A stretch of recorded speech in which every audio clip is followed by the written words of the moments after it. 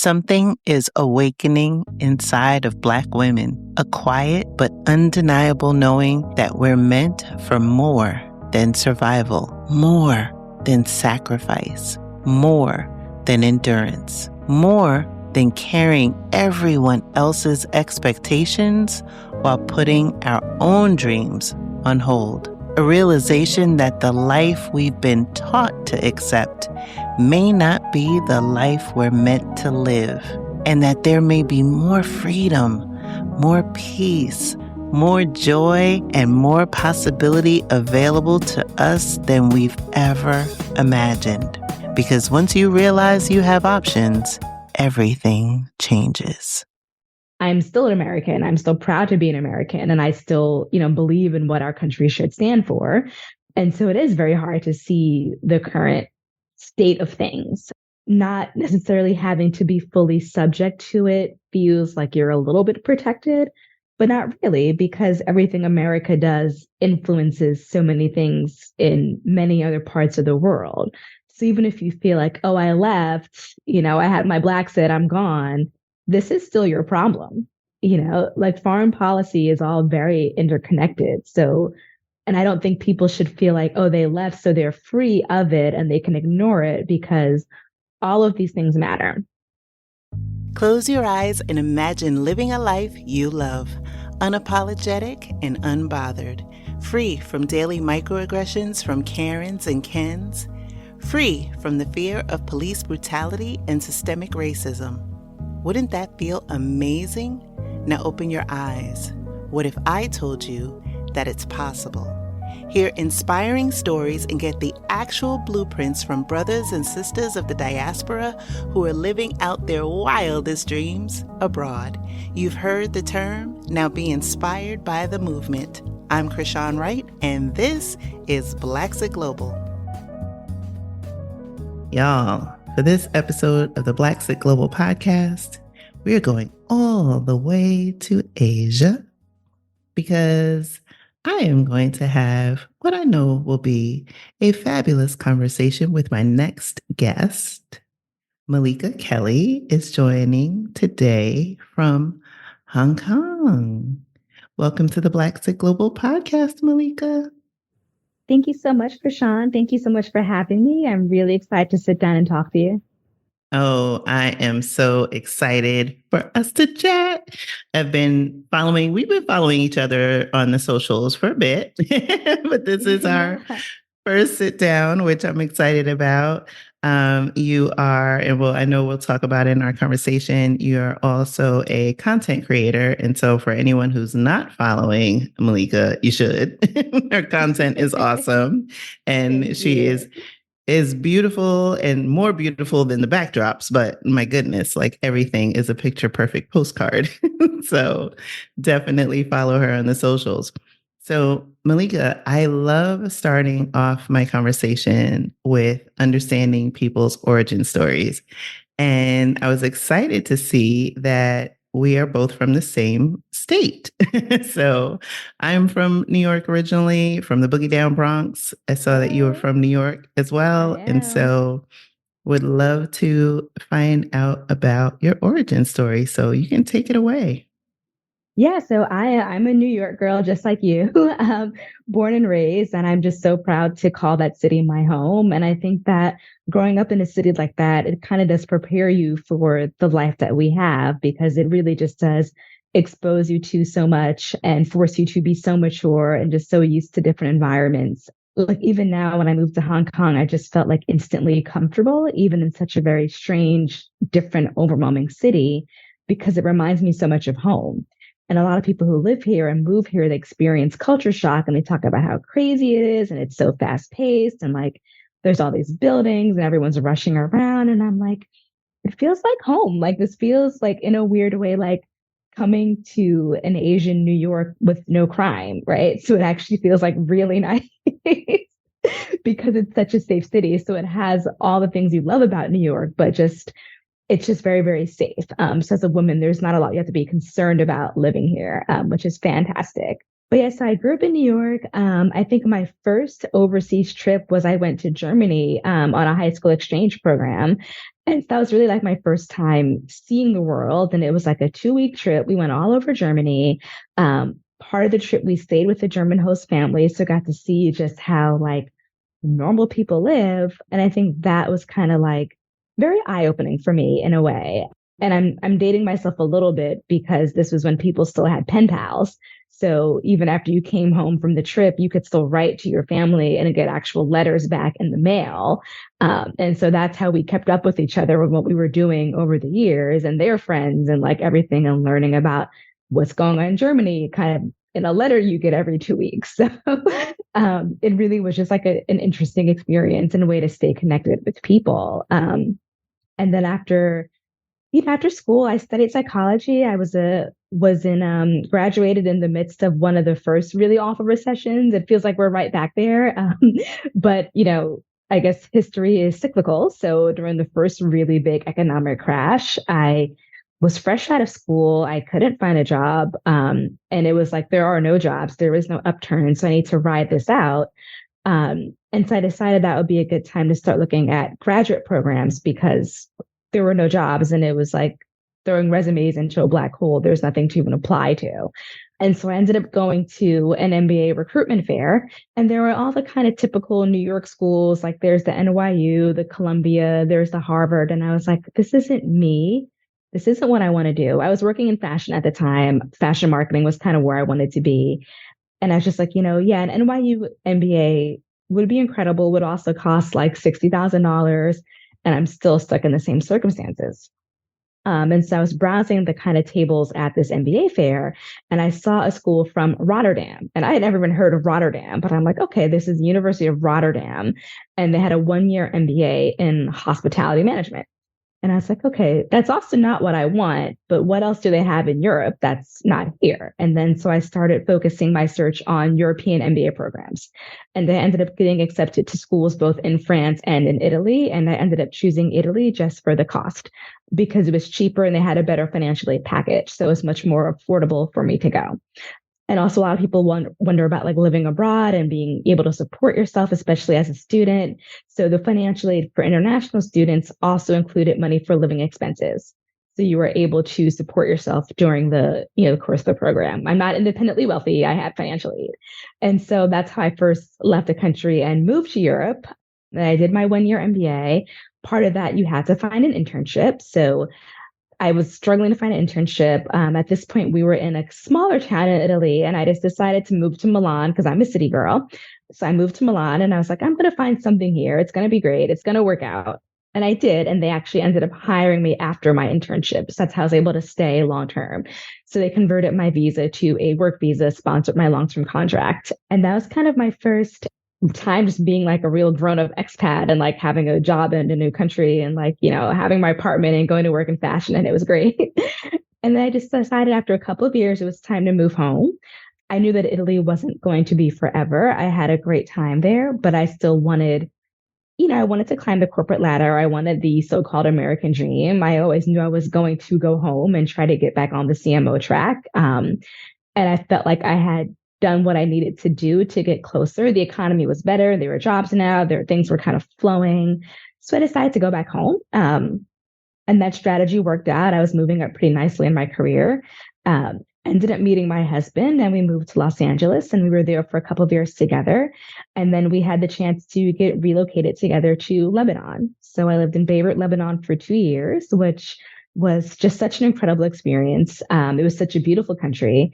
And I remembered when I was living in Italy, now like 8 years ago, a lot of my wealthy Italian friends were going to Beirut to party all summer. And I was just like, why can't I want to go. One of these days I'm going to go. And it was wildly expensive. It was like the place to be, right? Not Saint-Tropez, not, the Riviera. It was like, no, we're going to Lebanon. And I was like, okay, I'm not going yet, but one of these days I'm going to go. This was before the whole economic crisis and everything you see in the news now that completely changed the country. But so I always kind of had a romantic vibe about it. And it really was all that it's cracked up to be. And everyone says it's nothing like how it was before, but it was still fantastic. And it's still really sad to see what's happening now in the region.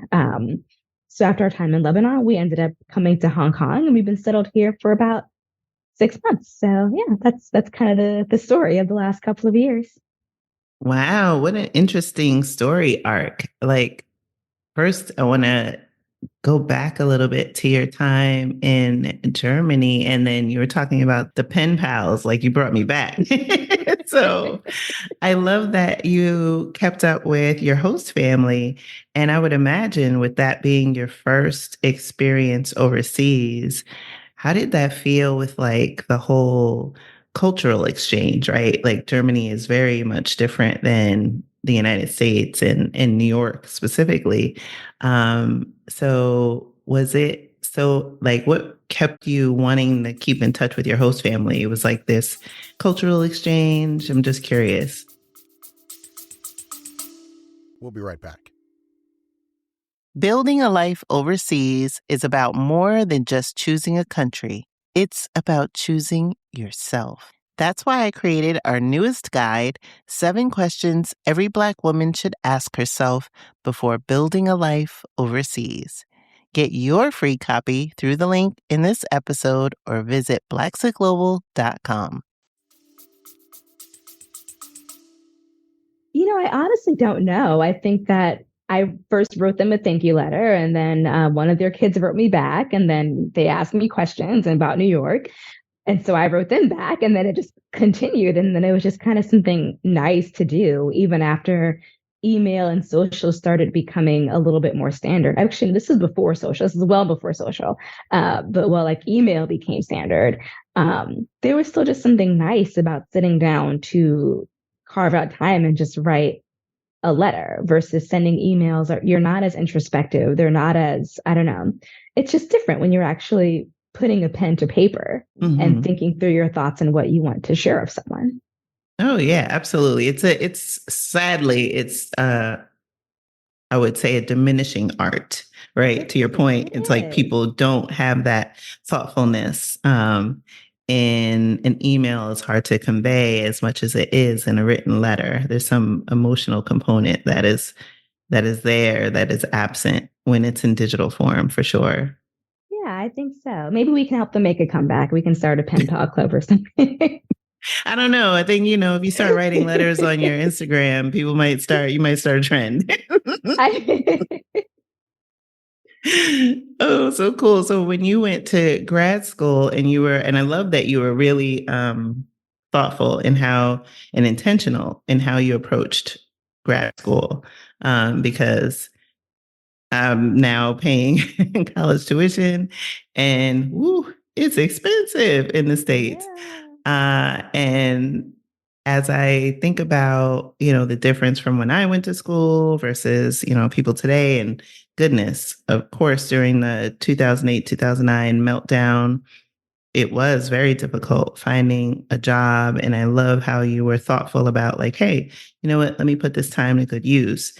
Was it your I don't want to put words in your mouth, but were you enamored with Europe as a region? And, you mentioned cost as well. Was that also a factor in you like really zeroing in on, I know you said Rotterdam you looked at and ultimately chose Italy? Was it a factor? I think that the thing about Europe is that it's just pretty easy. It's kind of one of those places where if you're a first time traveler, it's pretty easy to, especially Western Europe, when you're talking about France and Italy and the UK and the Netherlands, it's pretty easy to kind of come as an American into those places and not feel as much culture shock or as much of a sense of being foreign. They're also all places with incredible infrastructure. So even if you are in rural areas of these cities or small little villages, there's just a lot of things you don't have to worry about or don't have to think about because you will always have access to similar infrastructure and economy that you had at home. So you know that the standards of living and the standards of healthcare are actually better. The standards of food and just access to things and ease of travel are just a little bit better. And it's also kind of, especially as a student, easy to think about going to a place where many other grad students have gone, many other students have gone. And I think that's even like the part of the current Blaxit movement. A lot of people are moving to Portugal and Mexico because so many of us have gone. So it feels like that's kind of the path of least resistance. You've seen a ton of Black people successfully doing it. So it just feels like this is a region that makes sense. And so I think that's the way I was thinking about it when I focused initially on Europe. And then the final decision really was just economics when I was choosing between France and Italy. Yeah, so that's really interesting. And I want to like double click on your time in Lebanon because that was when I was reading your bio, I was like, wow, Lebanon. And you're right. I think for so many people who've not been aware of, what's going on in the region or even thought of that as a destination some time ago, you talked about like this appeal that it had amongst your friends, and then you got to experience it firsthand. Like, can you paint a little bit of a picture for those of us who, like myself, did not have the pleasure of spending time there? Ooh, a picture of Lebanon. Oh my God, I love Lebanon. I could talk about it forever. So imagine that you're in a small country. I'm not great at estimates, but let's say it's a small country. You can drive top to bottom in maybe 3 hours. On one hand, there are beautiful beaches. You can stop at any kind of incredible cafe that is overlooking the Mediterranean. You can rent a yacht for the day for like $1,000 and just party all day on the yacht with your friends. You can be in central Beirut and downtown areas, which they call the Paris of the Middle East because it will feel very Parisian, very French. There is incredible shopping. Food is just top notch. So you're eating like hummus and labna, and there's all kind of delicious grilled meats. And the people are so warm and so hospitable and so friendly. And they really love Americans. So you just do feel very kind of welcome there.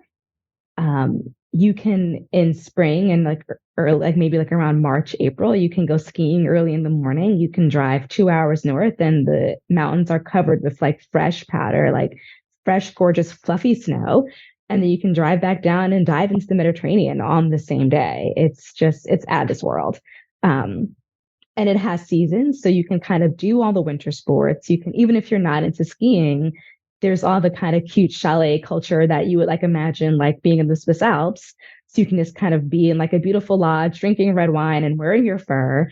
And everyone's very glamorous. Lebanese women are always done up, and the men too. They're all very glamorous. So you can just really like, dress up to the nines and just go out and be around beautiful people and then go back to the city, change into something sparkly, and then go out for the town and party until 6 in the morning. Like it's the best place. If you're still into partying until 6 in the morning, I wasn't, but I a couple of times I made it till 3, but just because you had to try it. But no, it's just the best place.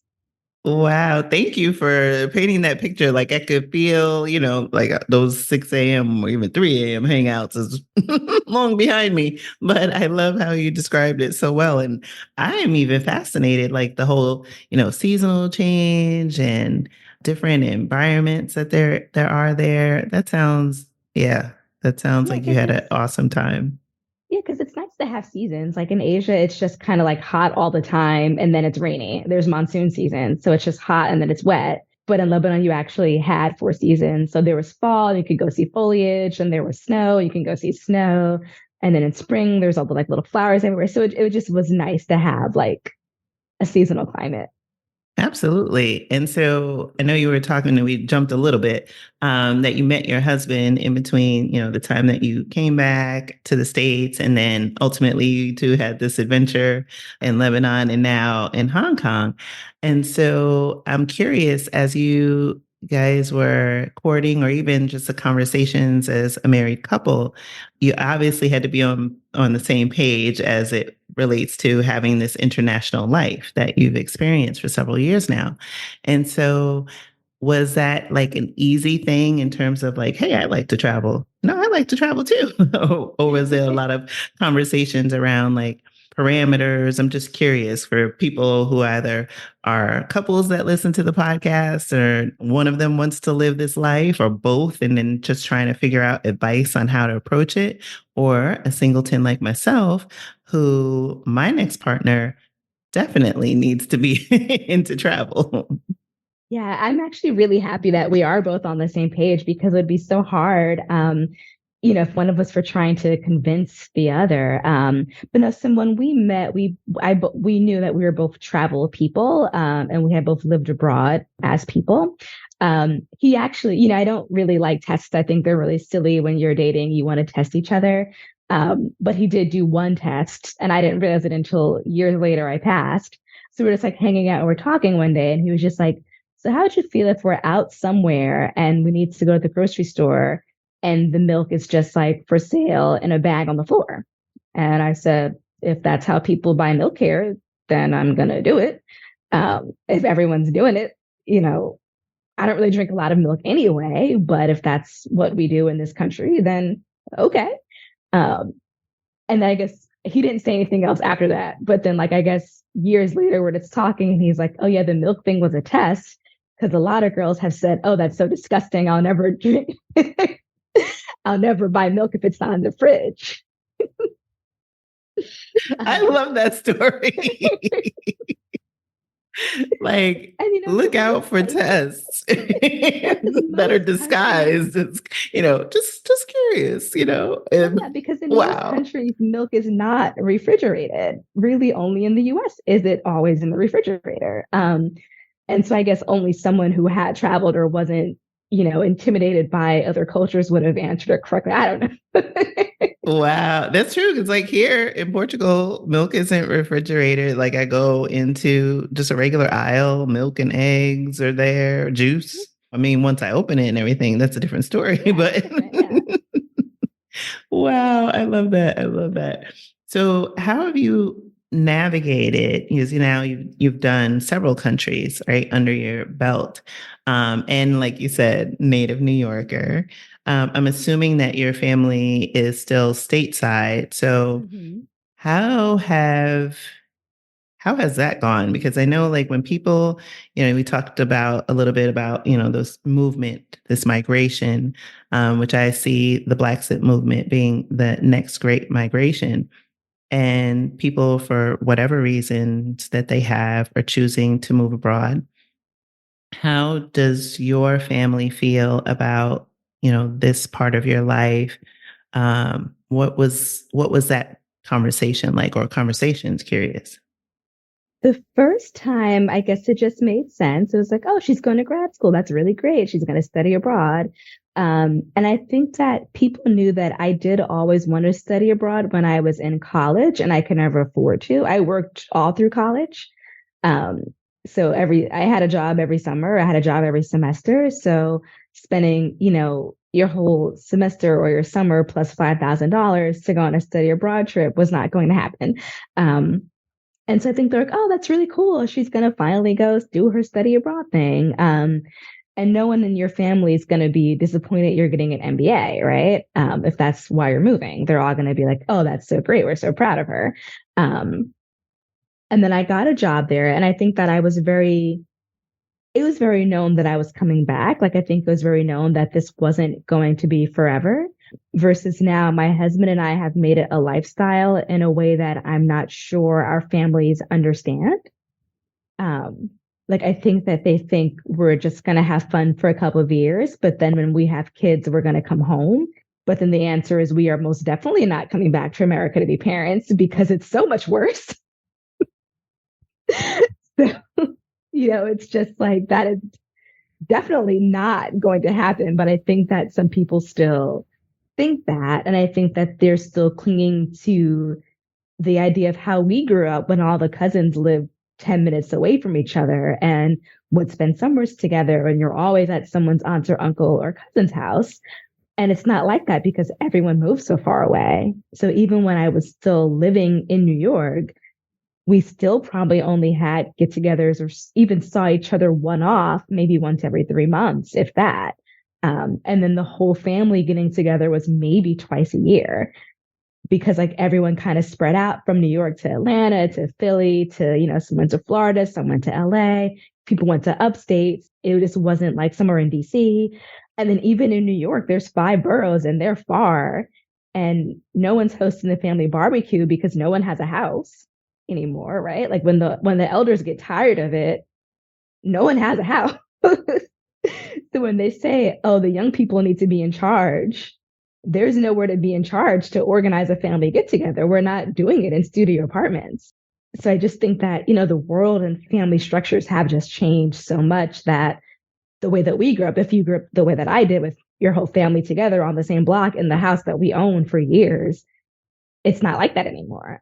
And so I think that, they will come to understand that you'll see me as much as you saw me before, just about. Because again, if the family get together is only twice a year, I can fly home at least one of those times. And then in terms of communication, when you're the one who leaves, and I've learned this, so you're the one who left. So you have to be the one to put more effort into maintaining your relationships at home because people don't keep up with you and they don't remember your time zone and they don't remember how to use WhatsApp or if your phone's going to work or all of the things, right? So you have to be the one to be more proactive about spending time talking to your friends. And I'm still not great at it. I'm still working on it. I'm still more of a texter. My husband FaceTimes his best friends every day. They each get about 10 minutes of literal FaceTime every day. That's great. I know. And every day I'm like, I want to be like my husband, but I also am done talking to people. Because you come home from work and then you're like, I'm done with people for now. But I'm gonna get there. We text. So, I get up in the morning and give myself time to catch up on the group chat. 10 hours later, I check in throughout the day. I have, and I have a couple of group chats with people spread around the world. So it's just a lot of DMing and WhatsApping. But you do have to figure out the way to be more proactive about it just because people are not going to remember all of the intricacies of your life. Yeah, I think I love what you said because sometimes in this life, it could be easy to assume or expect that other people are going to have the same knowledge base that you do or considerations. And setting yourself up with all of these expectations is a setup for a letdown. Like, we're the ones that chose this life. And, extending that grace will help, preserve and maintain those connections. I have to be more intentional now of remembering to call my mother. Whereas when I was in the States, it was like, oh, I did it every day. And now there's so much in my day that is, fulfilling. And not to say that family time and conversations is not fulfilling in and of itself, but there are so many things that pull on our time or we want to experience that it really does mean that you have to set aside intentional time to have those connection points, regardless if it's video or text or what other method of conversation. So you mentioned about family and friends might be thinking that there's a return. You and your husband are like, nah, that ain't happening. So, and you're both on the same page with that. So in your mind, like, especially now as we're having this conversation in 2024, an election year in the United States, and, you've experienced the meltdown in 2008, 2009, obviously, the inflationary, whatever they want to call it, because they clearly don't want to call it a recession, but we know that there's some, the citizens are in a vice grip and they're being squeezed on both sides. And so regardless of whether or not, the powers that be want to call it a recession, there's definitely economic pressure and political pressure.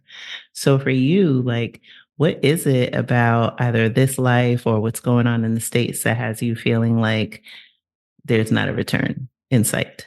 It's complicated because on one hand, it's like, yeah, I left and, so I don't live there anymore, but I'm still very invested. So it's kind of like you're watching a burning building a little bit, right? Like, it's not like you left and you're completely over it because I'm still an American. I'm still proud to be an American. And I still, believe in what our country should stand for.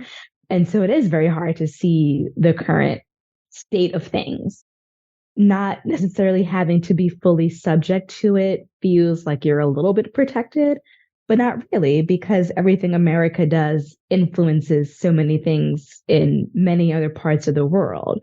So even if you feel like, oh, I left, I had my Blaxit, I'm gone, this is still your problem.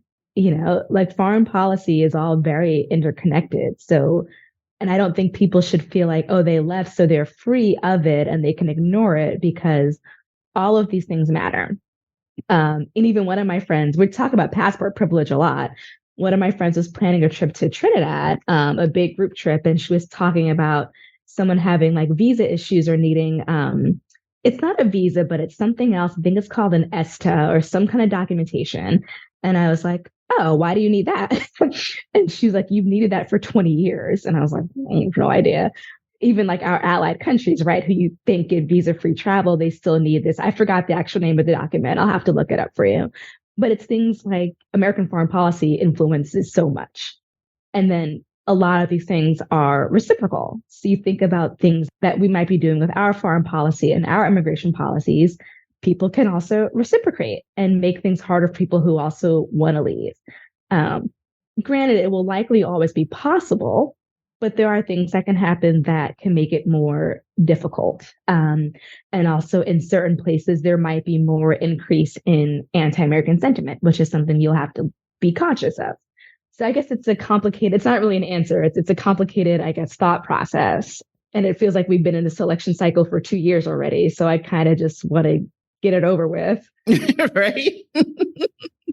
No, I hear you, because I feel like it is hard to really succinctly answer, because there are so many factors and it's a confluence of different things. For some people, it is, like we mentioned, the economy, being able to find employment, gun violence, which we talked about earlier in the season. There's just so much, right? Not to mention the potential of 45 becoming 47. Mm-hmm. So, as we're talking about elections, I would also take the time to plug, anyone living abroad, that they should start thinking about how they're going to get their absentee ballot and vote from abroad. And the answer to that will be different for every country that you're in. The deadlines will be different for every state, depending on what your home state of residence is. So if you're not sure where to start, a good place is probably the American consulate or embassy in whatever country you live in to figure out how to get your absentee ballot. The deadlines are often a few months in advance. So, again, like we said, don't think that because you left, you're out and your vote still does matter. Yes, as I registered voteabroad.org, and I'll put a link to that in the show notes. I requested, and it was very well thought out. Like, I could put the country that I'm living in, the country of my resident, or the city of my residence and state.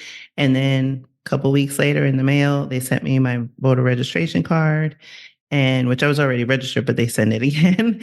And then they send in the email, like the ballot will come in the mail and how to send it back. And so I know, like you said, it will differ from, country and state, what the procedure is, but it's a great resource for anyone who's living abroad from the US, because you do have a vested interest. Whether for whatever reason you decide to Blaxit, I'm sure you have, loved ones and friends, or, business interests that really require that you stay connected to the politics there. So you are now in Hong Kong. What is it like being in China? I've seen your Instagram, and I know you've been a content creator in advance of, your time there. But what has it been like? So it's been really cool. And the thing about Hong Kong is that it very much is an expat city. I think before COVID, it was one of the really big expat hubs in the world. So even though it is Asia and it's very Chinese, there are still a lot of foreigners. There's a lot of people from other countries in Asia. There's a lot of Americans. There's a lot of Canadians. And I've also found a good group of Black people that are here too. So I have a lot of Black girlfriends. We've all gone out to brunch. We have a group chat. And that's been really, really helpful, having a sense of community. But Hong Kong is very interesting because there's a tremendous amount of wealth and a tremendous amount of poverty. There's a lot of people who moved here with very flashy expat packages. I don't know if you're watching or familiar with the show Expats that's on Prime right now, the show of Nicole Kidman that's set in Hong Kong. But I think that does a good job of showing what life is like for some people here who were moved with really fancy corporate apartments and drivers and, kind of all of the things that make this life like not really realistic. And then obviously Nicole Kidman's character as something that kind of shatters her little bubble. But there are a lot of people who live very comfortably in the bubble, but there's just a lot of diversity here, which is really, really nice. And yeah, so it does feel very different. I don't see, actually, not to lie. I was going to say, I don't feel like I see a lot of Black and brown people every day, but I feel like I actually do see some, at least in passing. And then there's also the ones that I know. So yeah, it does feel like I do feel very comfortable here. I really love the city. It has great energy. And there's also a lot of like nature, which is really nice. So I haven't gone as far out exploring as much as I would like to yet. But there's a lot of like really beautiful mountains and hikes and like rural parts of the towns, other islands that just look really out of this world. So I'm really excited to get to be here for a while and kind of hop around. Yeah. And how, community is something that's so important. And I'm glad you brought it up. Community has definitely made a difference in my time being in Portugal. And it sounds like it's also making a tremendous impact in your time in Hong Kong. So, how was it seeking and finding and cultivating community? How has that been there? Has it been easy to find like your tribe, your group, or did you really have to do a lot of intentional searching? I feel like it's been kind of easy. Which is nice. But I also feel like, and I might be settling into a bad habit because when I was in Italy, I learned how it was just so much easier to make friends with other expats than it was with locals. And then I feel like I kept that pattern in Lebanon and then I'm keeping it here. So most of the people that I have very easily connected with are other expats. And I think it's mostly because they're also looking for connection. And they're also in the same boat as you are, where they are also looking for new friends versus someone who's from here or lived here for 10 years and they have their routine and their life and their friends, and they're not as interested in kind of accommodating a new person, right? It's like very much no new friends energy and not in a bad way. It's just like, I don't have time for this because I barely have time to see my friends that I've had since college versus when you're a foreigner and someone else is a foreigner, you're kind of just like, why'd you move here? What do you think? How do you find it? And like you kind of have instant common ground. And even in Italy, it was like, you're a native English speaker, so we're best friends. So when I was in Italy, if you meet someone who's a native English speaker, it's almost like you're automatically best friends just because when you're a native speaker versus someone who just learned it later, it is a little bit different. Like they're just inside jokes that you don't get. There's an ease of the language that you both have with each other that facilitates the connection. And so I think that, yeah, being here, it was very easy to make friends with other expats, either because they were also looking for friends or because they remembered what it was like when they moved here. And so one of the first people I talked to, she's another Instagrammer. She's a lovely girl named Audra. And I just DM'd her. Like, so before I was moving, I was in her DMs. And I was like, I hope she doesn't think I'm a weirdo. But I was in her DMs and she was DMing back. And then she was like, move to WhatsApp. And when you get here and get settled, we'll meet up. And she followed through and we met up and she made plans and she introduced me to other people. And then she texts me to actually like ask me how I'm doing and just like, we just like talk to each other. So we're becoming friends. And then same thing with the kind of Black Girls chat I found, which I found through a Facebook group, which was just like an expats in Hong Kong Facebook group. Because if you're looking for community when you're trying to move abroad, I always say the best place is Facebook and just search expats in whatever country and you will find multiple groups. So I was in one of the expat groups in Hong Kong, digging around old threads because I was just reading all the old threads. And someone mentioned starting this like Black Girls in Hong Kong chat, and there is a link to join the WhatsApp. So I just joined, and then there's like 30 girls in it. So that's kind of how I made a lot of, I guess, the connections and the friendships I've made. And then going to different like networking events. But yeah, I have noticed that when I do meet people and it's like, oh, I'm new in town, I just moved. they do follow up. Like if you give someone your number and say, let's make plans, they will actually reach out to make the plans, which is really nice. I love the follow through. It's Yeah, I love the definitely follow very through. different than my experience in the US. It is, right? Because in the US, you're like, we're the culture of like, how are you doing? Fine. And you keep it moving. Like you don't really, you say things to be nice, but you don't really mean it. But here it seems like people actually really mean it. So it's nice. Oh, that's great. And so how have you been navigating the language? I'm not. Everyone speaks English. I know it's kind of like bad expat behavior to not even bother trying to learn the language, but I'm going to be a bad expat and I'm not going to try. We're not going to be here for more than, again, like a couple of years, maybe 3 or 4 years. And I was just like thinking about the time and the investment, which would be to spend 4 years butchering Cantonese and being horrible at it.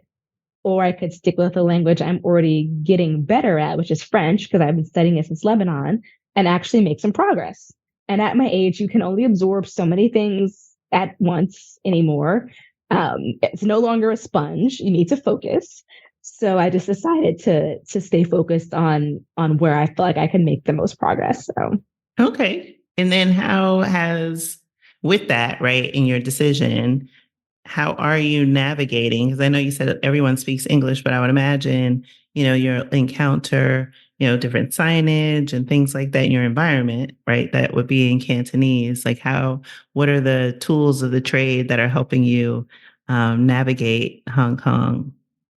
really everything's in English and Wow. or in English or in English and Cantonese. And that is the legacy of British colonialism because they were here for a very long time, up until the 90s, had influence in Hong Kong.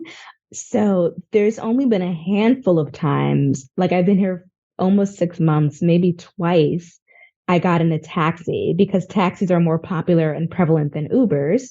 So you have to get in a taxi and tell them where you're going. Only like twice in 4 months did a driver not speak enough English to know where I was going. Um, Wow. yeah, so it's really been fine. And there is an app, like a taxi translator app, that if you put any address in, it shows you the characters in Cantonese. It's on iPhone only, so I don't have the app. But so the handful of times this happened, I just got out and took the next taxi. Mm-hmm. Um, and it's been surprisingly easy. I know it's horrible to move in a country and not even make any effort with the language. I don't encourage people to do that. You can come for me in the comments about this, but the city is set up very well for English speakers. Wow, that like I might have mentioned in the beginning of the episode, like I've not journeyed yet, or no, it was before we started. I have not journeyed yet to China, and so it's interesting to hear, your experience in Hong Kong thus far, and definitely I hear, and of course I respect that you've chosen not to learn the language, but you're also saying like, don't do what I'm doing. Don't do it. Do as I say, not as I do. Yeah, exactly. Okay, fair enough. So, despite that, you are showing and highlighting so much of Hong Kong in your socials. And so, what has that been like? You've been a content creator, you made this decision, and now you're in Hong Kong. Like, I love how you've been intentional in bringing that to life. So, what is it about this city that is just, I don't know, enabling you to, I don't even know if it's like making your backdrop. I'm not sure what the right way to phrase it is, but maybe it's the allure of Hong Kong. How has that been for you as a content creator? Yeah, I mean, it's certainly a very cinematic city. Like everything is just there's beauty and there's the glossy high rises, and even just sometimes when I'm on my commute and you're standing with all these like incredible skyscrapers, but then there's still the little old rustic taxis zipping around, which I think they're really cute. That a lot of them still look really old and like they're bright red and they have some charm to it. And then there's kind of like the whole sweeping vistas, like there's the hills surrounding the city. So I think that just being here, it is just a very dynamic city. I think cinematic is the word. And even if you're looking at, I'm going to talk about that show Expats again, because I was watching it. And it's like, I see these things every day, but then you're seeing it on camera and you're like, damn, it really is that cool looking. Like it really does look that cool here. And I think a lot of people sleep on Hong Kong as travelers because, it is quite expensive. I guess it hasn't gotten as like insta famous as Bali or whatever. It is known to be a city. There are amazing beaches. There are a lot of islands. If you look at the geographic structure of Hong Kong on a map, you'll see Hong Kong Island, but then you'll see a lot of outlying islands that are full of beaches and hikes, and just like laid back kind of like fishing towns that feel very boho. So there's just like a lot of like interesting things to see and do here. And you can like island hop by ferry. It's very easy to get around here. Everything's very efficient and organized.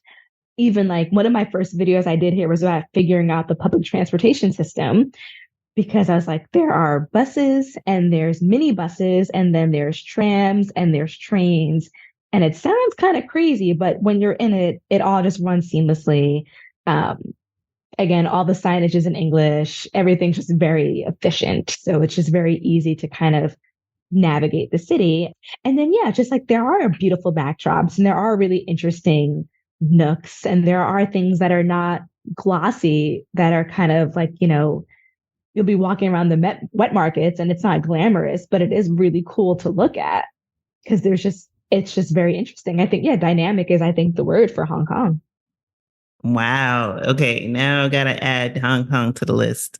Yeah, it's not relaxing, but I think that, yeah, I think dynamic is the word.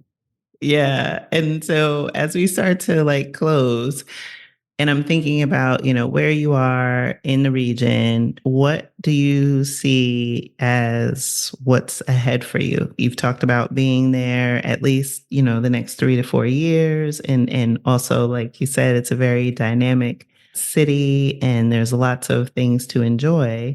So what is next for you, Malikah? Oh, I'm excited to do some Asia travel. This is my first time being in Asia, so I'm really excited to get to go on some of these really bucket list trips, which from the US requires so much planning and money. But from here, it's like, oh, let's just go to Korea this weekend. And you and you can do that. So I'm excited about, I guess, that chapter. So we have a couple of trips coming up the next few months, some of the places that have been on my list for a while. And it's also nice knowing that you can take your time and go there. You can land and just go. You're not going to be jet lagged or worry about like, feeling tired after a 12-hour flight. And if you want to go back, you can go back because it's not that far and it's not that expensive. So I already know that I'm going to probably go to Japan at least 3 times. Just because I don't feel like I have to go to Japan and try to see everything in a week. Like our first trip, we're going to probably go to Kyoto and Tokyo. And then I might go back in summer and go to Okinawa or some of the islands. And then I want to go back in the winter and go to Sapporo because I like cute winter chalet vacations.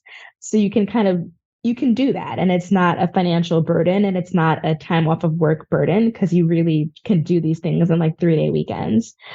So that's really exciting.